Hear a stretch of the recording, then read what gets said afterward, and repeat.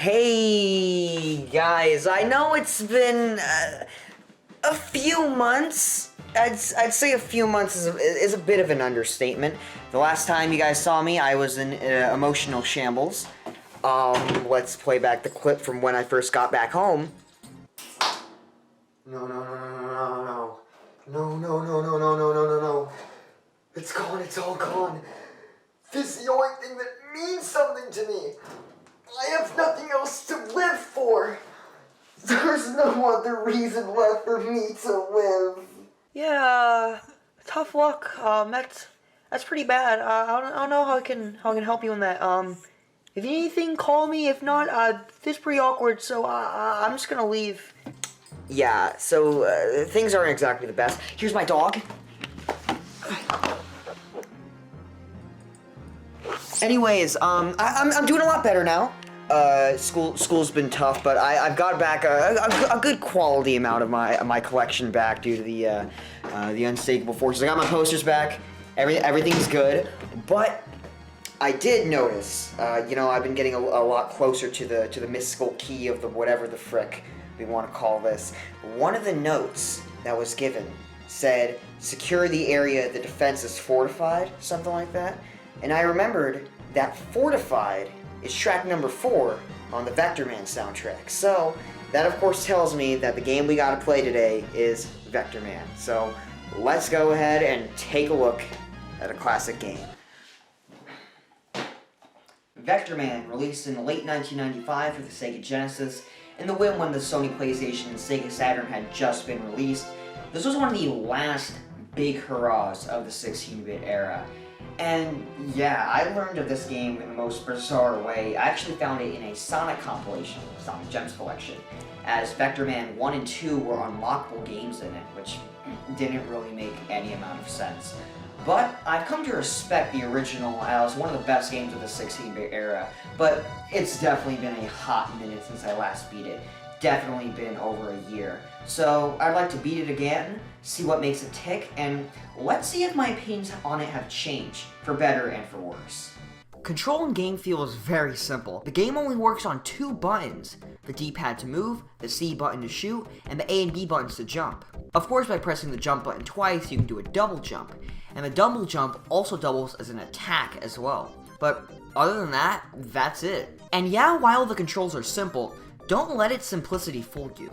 Along the way, there are a ton of these monitors with these power-ups inside, all of which let Vectorman morph into a different form. These are definitely the star of the show here, and I just think they're just pretty damn cool. As for the game feel itself, holy shit, they actually got it right. This is an American-made platformer for the Sega Genesis, and the controls don't suck. Vectorman moves smoothly, he turns on a dime, and firing his lasers feels so natural. For the controls, the real star of the show here is the shooting. A large chunk of the game is shooting, and to be real here, it's actually really simplistic. It's not much more than ducking and shooting when you got the chance, but man, the game feel makes it just so satisfying.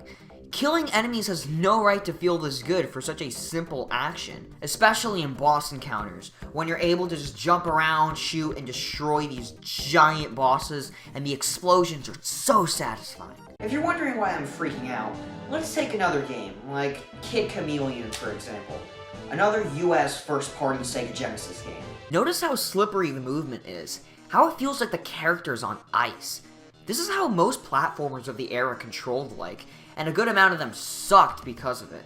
It would have been really easy to just make the game control like this, but they didn't, because the team actually cared, something you rarely see in platformers of this era, especially by American devs. And the last thing I'd like to touch up on is, of course, since I played this game first on the GameCube, I've really grown accustomed to the GameCube controller. And don't get me wrong, the Sega Genesis controller is great and it works fine, but I don't know, of course, me talking about the GameCube controller, something about the GameCube controller is just better than any other control method. I know, I'm biased, but I don't care. Especially, being able to hold the controller like this, I like to have one button right here, and one button on the shoot button, one button on the jump button, so that in boss encounters, you're able to just spam the shoot button, making it a lot easier. In other words, thank you so much for not making the controls suck. You don't know how much that means to me. Graphics are just spectacular. Now, most people just saw this game as Sega's answer to Donkey Kong Country. While that's not entirely true, both games were in development at the same time at one point. They both used the graphical style of turning photos of 3D models into sprites, simulating 3D. Now, the coolest thing with the Vectorman is notice the orb formation. Yeah, that's not one sprite. That's 16 different models programmed to move in unison together. And well, where do I stand? What game looks better? Donkey Kong Country or Vectorman? And that's actually pretty hard to do because while Donkey Kong Country showed lush green jungles, Vectorman showed the mechanical precision of overrun factories. And yeah, I know saying the Super Nintendo was technologically superior than the Sega Genesis is like spinning a freaking broken record at this point. I'd have to say that while Donkey Kong Country is technologically superior, Vectorman definitely gives it a run for its money. The characters and backgrounds are a lot more complex, and the lighting is just better. The characters, especially Vectorman, are buttery smooth, way more than Donkey Kong Country. And come on, 60 FPS, you can't beat that. The story goes that... okay, it's basically WALL-E, I shit you not. Now hear me out. In the far, far future, humans have polluted the planet so much that they leave a bunch of robots to clean up the mess they've made, as they wait to one day return on Earth. Now, unlike WALL-E, the main supervisor robot accidentally gets a nuke planted to him. He becomes evil and starts enslaving all the robots for nuclear warfare. And while all this was happening, Vectorman was just off the planet doing some work, comes back to Earth screaming, "What the heck happened?" So now apparently he's the only robot not mind-controlled, so now it's up to him to become a one-man army to take it all down. Aw yeah, literally the perfect 90s story. The perfect amount of good environmental moral lessons, motivation for wanting Vectorman, and extension of the player to succeed, ass-kicking, and the coolest thing you could ever want in a 90s story, nuclear robots, fuck yeah. And yeah, the story is simple as hell, but the simplicity complements the control and game feel really well. And of course the game gets bonus points for predicting WALL-E. 1 bonus point per each year before WALL-E came out, making 13 bonus points. Even though they don't actually mean anything because they don't do tally scores at the end, but onward to the most important parts of the game. None of this would matter at all if the overall game design wasn't good. So let's check it out. The overall game design is a lot of fun. The game has 16 levels and can be divided into 2 different level types. Let's start with the first one, the main platforming levels. And as for the platforming, well, you have all these collectibles, the photons, and hidden all these places are these TV monitors with extra bonus items that are rewarded via encouraging exploration. Most levels have, branching pathways, and... Holy shit, I mean, all this time of playing the game has just kind of become natural to me, but... playing it, breaking it apart? Vectorman is a Sonic game. Now, hear me out. It's a game where most levels have a variety of branching pathways, encouraging replayability. Despite its nature, the game always encourages you to go slower and take your time. And if you try to just run into battle without giving a damn, you'll be shot down and die pretty quickly if you don't think things through and have a strategy. The game also encourages a ton of exploration, and doing so rewards you with tons of power-ups that are super fun to use, and some upgrades that really just help you out in the long run. So yeah, the game may seem hard at first, but if you take the time to master the game and truly get to know it, you'll easily be able to speedrun the game and get truly satisfying results. Now how is that not a description of the original Sonic trilogy? Now hear me out. I'm not saying that Sonic invented this style, or that every single video game that uses this kind of gameplay style is ripping off Sonic. But, yeah, Sonic practically basically invented the style. Any game that uses this gameplay style, most of the time is basically just ripping off Sonic the Hedgehog. Like, let's be real here. Alright, I really can't talk shit, because this game took an already winning formula and was able to spark something completely new out of it. The team was able to mix the level design of Sonic 3 with the shooting of a run-and gun. And oh, I almost forgot about the other gameplay style. Remember how Vectorman can morph into different things? Well, have some fun in some top-down levels. I mean, these aren't necessarily bad, but it's kinda obvious they're just here to pad out the runtime a bit. And man, if you're a speedrunner, you can just get through these stages lightning fast, so a bit pointless if they can end up lasting less than 30 seconds. But the last thing we gotta talk about, the elephant in the room. I'm sure all of you want to know this, but what is this game's place on the bullshit meter? And I mean, it's definitely not the worst, but yeah, it's got just a little bit of the bullshit factor. You guys know what I'm talking about. Just small things in 8 and 16-bit games that are just painfully outdated these days. And of course, there's nothing worse than no save battery. Worse than no save battery, no password system. That's right, if you get a game over, it's right to the beginning for you. And the game is long enough to the point where it's not really that comfortable to play it all in one sitting. So yeah, I'd say for this one, there's nothing wrong with the occasional save state. I'd say the game is forgiving enough to where rewinding is completely unnecessary, even if you're on low health. The game is pretty good at supplying when you need it. But yeah, just be wary of what you're doing and be sure to stack up on a ton of lives, and you should be good to go. I can't believe it. We finally made it here. My entire career has been building up to this very moment.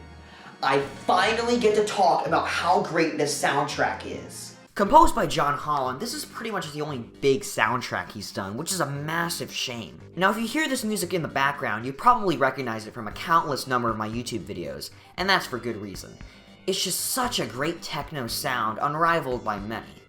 What I'm fascinated with is just how Jon Holland was able to use the Genesis's very limited soundtrack to make something that actually sounds great on it. And a soundtrack that pushes the console to its limits really helps with the graphics and the game doing the same thing. One thing that I love is the channel separation. I mean, you can't truly experience the soundtrack to this game without either good headphones or some classic 2-channel stereo speakers. Very dynamic stuff, worked on in both angles. And I just gotta plug this great interview by Jon Holland himself if you want to find out more about the soundtrack. Speaking of said soundtrack, like all great game OSTs, this one will be re-released as a part of a remix album, in a set of remix albums based on 5 Sega Genesis games. Truly one of the most bizarre pieces of Sega merch that's been released, but it's actually really great. Surprisingly, it's done by Jon Holland himself, and he really did take advantage of now having the ability to use CD quality audio without constraints of the hardware. They sound great on a stereo, and such a wide and dynamic mix for each tracks. Totally worth a listen, and they give us just a little look of what Vectorman would have sounded like on the Sega Saturn. And yeah, honestly, I'm still a sucker for the original OST, but this album is definitely still up there. Now for extra content itself, yeah, it's kinda lacking. The only thing here is a debug menu, which you can pick to use all kinds of items. And yeah, this mode is pretty fun, I gotta admit. Plus, it even has a level select. But, here's the kicker. If you try to beat the game using any modifiers, you won't be able to see the ending, and instead, it gives you a message saying you cheated. Like, oh my god, that's kind of funny, but it's still just a total dick move, you know? Extra content might not be a strong suit, but replay value? Oh, it definitely has that. Once again, this game has the same element of Sonic games on how it's great to replay the games over and over again to get the best at it. I mean, check out these speedruns. Who wouldn't want to get to this level of mastery? And I'm not even close to that level, even after all my time playing. So I definitely say it's got a quality amount of replay value. The game is only around 2 hours long, but if you enjoyed it, this game can definitely keep your attention for a lot longer. So that wraps up Vectorman. Would I say my opinion of the game has changed? Surprisingly, not really. Yeah, I've come to learn that the game has flaws to it. Many games do. But there's nothing in me that can get me to say that I didn't enjoy this game. Because at the end of the day, Vectorman is just the kind of masterpiece that I crave for on this show. And plus, if my opinion of it hasn't changed that much, then it just proves how timeless this game is. Well, it looks like it's finally time to check our note. Wait, there's nothing in here. I have to play the second game too? Oh no! Wait, is that what I think it is? Somebody actually called me via telephone. Hello? Hey, how's it going? Oh, I'm LikeWaffle, and yeah, I pretty much have a sense that tells me whenever somebody nearby is giving shit about Vectorman. Oh man! For once, someone in this town is actually useful. Now, you can just sit here and review the game. In the meantime, I'm going out for a walk. Call me when you're done. So, hey guys, LikeWaffle here, and here's my short mini-minute review on Vectorman 2. Released in 1996 for the Genesis, this was a weird release as the 5th generation of consoles were already in full swing.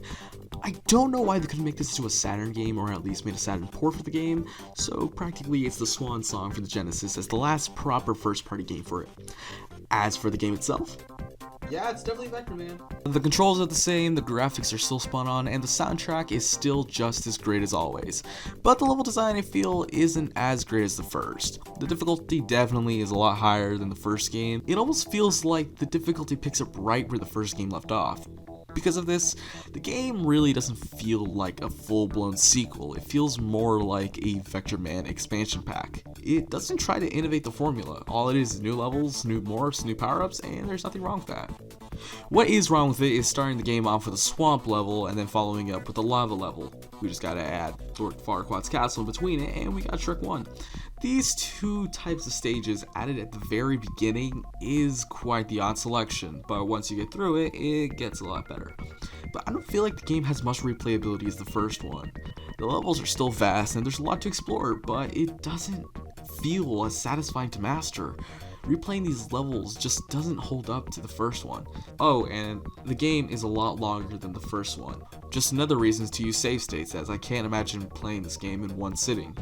But, at the very least, they stopped being douchey about beating the game with modifiers, so honestly, I'd go ahead and just use the level select code. Morph levels are taking a back seat in this game, as there's a lot less of them this time, and I'm fine with that. In its place, we get some levels that just have some really fun, nice, and dynamic set pieces to them. The story this time around is also not even a candle to the first. All it is Vectorman getting attacked after the events of the first game to find an abandoned research facility filled with mutant insects, and now it's up to him to stop the evil Black Widow Queen from creating an army of evil insects from taking over the world.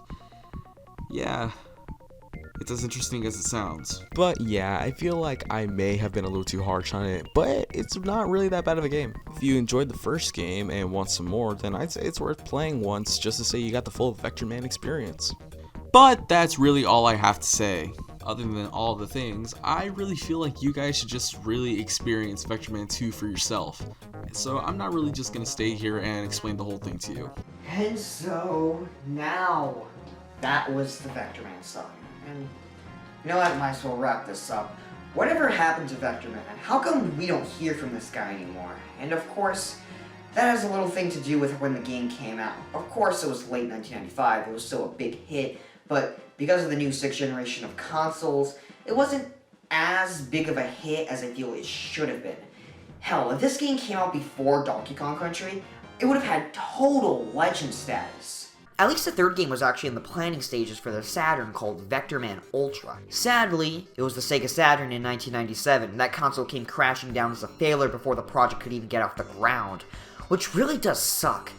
And if things couldn't be any worse, Blue Sky Software, the original team behind the games, went bankrupt and closed their doors, so any chance of the original team making a third game on the Dreamcast or any other console was ruined. Although Sega apparently made an alpha build for a Vectorman reboot, and there's footage of it too. Let's check it out.